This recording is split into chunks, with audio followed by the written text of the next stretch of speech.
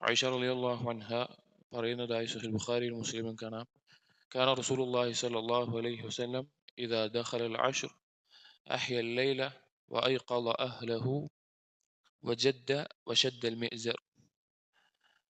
നബി സല്ലല്ലാഹു അലൈഹി വസല്ലം അവസാനത്തെ പത്തായി കഴിഞ്ഞാൽ, അഥവാ റമളാനിലെ അവസാനത്തെ പത്തായി കഴിഞ്ഞാൽ അതിൻ്റെ രാത്രികൾ ഇബാദത്തിലായിക്കൊണ്ട് അതിനെ ജീവിപ്പിക്കുമായിരുന്നു. അഥവാ അതിൻ്റെ രാത്രികളിൽ കൂടുതൽ ഇബാദത്തിനായി പരിശ്രമിക്കുമായിരുന്നു.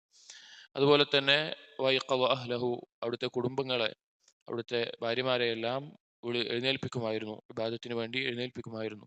വജദ്ദ വശദ്ദൽ മിഅ്സർ, ധാരാളം പരിശ്രമിക്കുകയും കഠിനമായി പരിശ്രമിക്കുകയും അതുപോലെ തന്നെ ഭാര്യമാരിൽ നിന്ന്, ശാരീരിക ബന്ധത്തിൽ നിന്ന് മാറി നിന്ന് ഇബാദത്തിലായിക്കൊണ്ട് തന്നെ ശ്രദ്ധ കേന്ദ്രീകരിക്കുമായിരുന്നു എന്ന് കാണാം.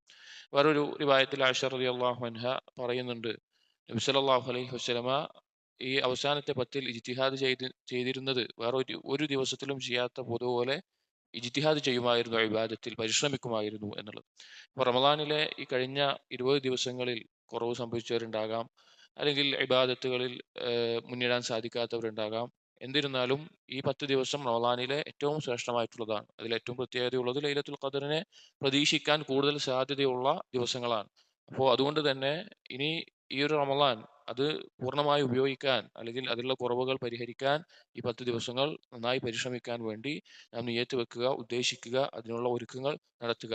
അതോടൊപ്പം ലൈലത്തുൽ ഖദറിൽ അത് പ്രതീക്ഷിക്കുമ്പോൾ നമ്മൾ ഏറ്റവും അധികം അധികരിപ്പിക്കേണ്ട ഒരു ദുആ, ആയിഷ റളിയല്ലാഹു അൻഹ റസൂലുള്ളാഹി സ്വല്ലല്ലാഹു അലൈഹി വസല്ലമയോട് ചോദിച്ചു, ഏത് ദിവസമാണ് ലൈലത്തുൽ ഖദർ അറിയുക എന്നുണ്ടെങ്കിൽ ഞാൻ എന്താണ് പറയേണ്ടത് എന്നുള്ളത്. നബി സല്ലല്ലാഹു അലൈഹി വസല്ലം പറഞ്ഞു, ഖുലി, നീ പറയുക, അല്ലാഹുമ്മ ഇന്നക അഫുവ്വുൻ തുഹിബ്ബുൽ അഫ്വ ഫഅഫു അന്നി. അള്ളാഹു ഇനി അഫുവാണ്, അള്ളാഹുവിന്റെ ഒരു നാമമാണ് അഫു എന്നുള്ളത്. അഥവാ പാപങ്ങൾ പുറത്തു നൽകുന്നവൻ, മായ്ച്ചു കളയുന്നവൻ.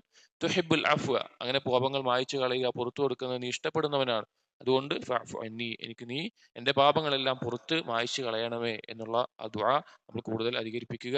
ഓരോ രാത്രികളും ഇനിയുള്ള ദിവസങ്ങളിൽ നിസ്കാരം കൊണ്ടും ഖുർആൻ പാരായണം കൊണ്ടും ദിക്റുകൾ കൊണ്ടുമെല്ലാം അതിനെ ജീവിപ്പിക്കുക. അള്ളാഹു തആല തൗഫീഖ് നൽകട്ടെ.